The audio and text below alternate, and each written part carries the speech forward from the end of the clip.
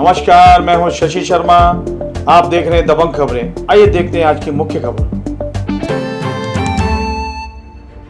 हाल ही में महासभा में सर्वसम्मति से निर्णय लिया गया कि हाउस टैक्स जो है उसमें 50% रियायत दी जाए इस कोरोना काल में, क्योंकि कोरोना काल में कई लोगों की नौकरियां चली गई हैं, कई लोग घरों में बैठे हुए हैं, काम पे नहीं जा पा रहे हैं। तो इस कोरोना काल में काफ़ी मंदी आई है, एक वक्त तक खाना तक भी नसीब होना उनके लिए मुश्किल पड़ रहा है। इसको देखते हुए यहाँ के नगर सेवकों ने, यहाँ के सत्ताधारियों ने यहाँ की जनता के लिए 50% टैक्स माफ़ करने का महासभा में निर्णय लिया, जो सर्वसम्मति से बहुमत से पारित भी हुआ। आप सभी जानते हो कि मीरा भाईंदर के अंदर कोरोना की महामारी के अंदर हम सभी लोग आर्थिक परिस्थिति से गुजरे। इसी कोरोना के अंदर महानगर पालिका ने एक अच्छा निर्णय लिया कि मीरा भाईंदर के शहरवासियों को 50% हाउस टैक्स के अंदर छूट दी जाए इस साल के लिए। तो इसलिए मैं हमारे मेयर मैडम, डिप्टी मेयर और हमारे सभी नगर सेवक का दिल से धन्यवाद करता हूं और इस निर्णय का स्वागत करता हूं। लेकिन हमें जो जानकारी मिली है उस हिसाब से कमिश्नर इस निर्णय को मानने को तैयार नहीं है। तो मैं शहरवासियों को इतना बताना चाहूंगा कि जो महासभा है, जो जनरल बॉडी मीटिंग है, उसका निर्णय सर्वोच्च निर्णय होता है। कमिश्नर साहब को अधिकार नहीं बनता है कि उस निर्णय का वो वायलेशन करे। यदि उनको लगता है कि इस निर्णय को पालन नहीं करना चाहिए तो इस निर्णय को उनको महाराष्ट्र सरकार को भेजना पड़ेगा कैंसिल करने के लिए।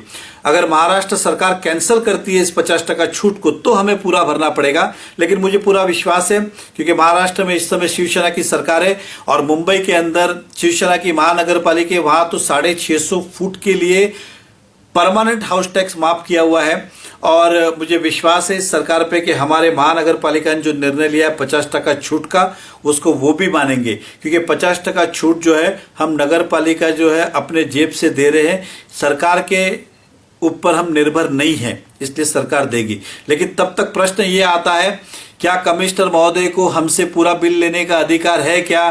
तो मैं कहूंगा कि आज के दिन में नहीं है। अगर आपके पास आते हैं तो उनसे यही कहिएगा कि हमें अगर सरकार का कोई निर्णय दिखाए कि पूरा भरना है तो हम तैयार है, अन्यथा थोड़े दिन तक रुकिए, जब तक इसका अंतिम फैसला नहीं हो जाता है तब तक हम सबको रुकना चाहिए। मैं आपके बिहाफ पे, इस शहर के बिहाफ पे अवश्य कमिश्नर साहब हो या सरकार हो, उनसे ये उनके सामने निवेदन रखूंगा, प्रश्न रखूंगा कि मीरा भाईंदर को 50% जो छूट मंजूर हुई है वो दी जाए। विश्वास रखिएगा, इस विषय पे हम गंभीरता से डिटेल के अंदर फेसबुक लाइव के ऊपर या फिर ये गणपति के बाद हम चर्चा करेंगे। तब तक आप लोग, मैं कमिश्नर महोदय से भी खास करके निवेदन करूंगा कि आप 50% छूट ले। जब तक आपको सरकार अधिकार नहीं देती है तब तक आप वसूल नहीं किया करें, ऐसा मैं आपसे विनती करना चाहता हूं। बहुत बहुत धन्यवाद। जय हिंद, जय महाराष्ट्र। परंतु पारित होने के बाद उसको मंजूरी ली जाती है राज्य सरकार से, अगर उसको और उसमें मोहर लगती है आयुक्त की।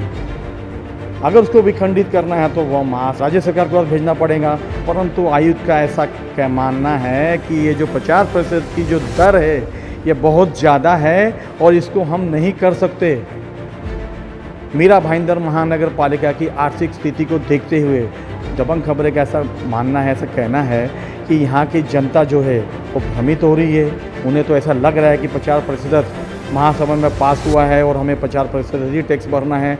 जो नगर सेवकों को फ़ोन किए जा रही है, जनता उनसे पूछ रही है, नगर सेवकों के पास भी जवाब नहीं है और कमिश्नर साहब चुप्पी साधे हुए हैं। आखिर कमिश्नर साहब चाहते क्या हैं और क्या करना चाहते हैं, खुल के मीडिया के सामने बोलें। और क्यों उनको ऐसा लग रहा है कि ये जो टैक्स है ये नहीं माफ़ करना चाहिए, इसकी दर ज़्यादा है, जबकि मुंबई महानगर पालिका में 650 वर्ग फुट के जो फ्लैट है उसको पूर्ण रूप से उसका टैक्स, हाउस टैक्स जो माफ़ किया गया है। सरकार इनकी है, राज्य सरकार में कौन बैठे हैं, सत्ता में कौन बैठा है, ये राष्ट्रवादी की बैठी है, कांग्रेस की बैठी है, शिवसेना की बैठी। फिर मीरा भाईंदर अछूता क्यों हैं?